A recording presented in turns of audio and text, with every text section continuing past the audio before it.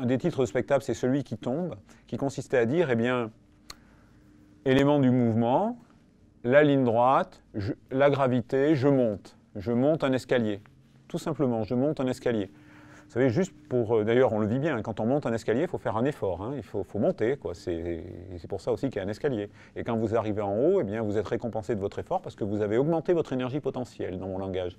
Donc, bienvenue dans un monde où monter les escaliers vous permet d'augmenter votre énergie potentielle. Vous pouvez la stocker, c'est agréable. Et justement, ce que fait Johann Bourgeois, c'est quand il arrive en haut de l'escalier, il saute. Il tombe en chute libre de l'escalier. C'est pas recommandable, hein, il faut faire attention, il prévoit l'arrivée quand même dans la chute, le problème c'est toujours l'arrivée, c'est bien connu.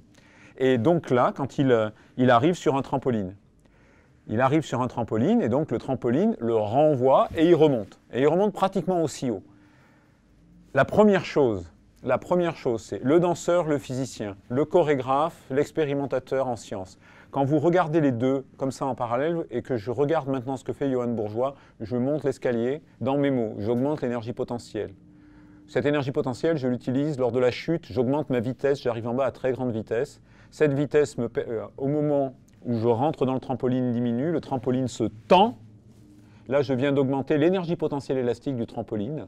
Le trampoline se détend, me renvoie avec ma vitesse. Je reviens de transformer cette énergie potentielle en énergie cinétique. L'énergie cinétique, je la perds en montant, qui se retransforme en énergie potentielle. Je vois devant moi la transformation des énergies. Ça, il faut que j'essaye d'expliquer. Il vient manifester les limites de mon modèle en tant que physicien.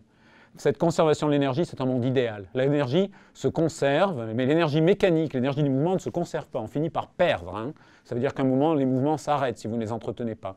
Si vous faites un pendule et que vous le laissez aller, il finira toujours par s'arrêter. Son énergie s'est dissipée, elle est partie dans le monde sous forme de chaleur à la fin.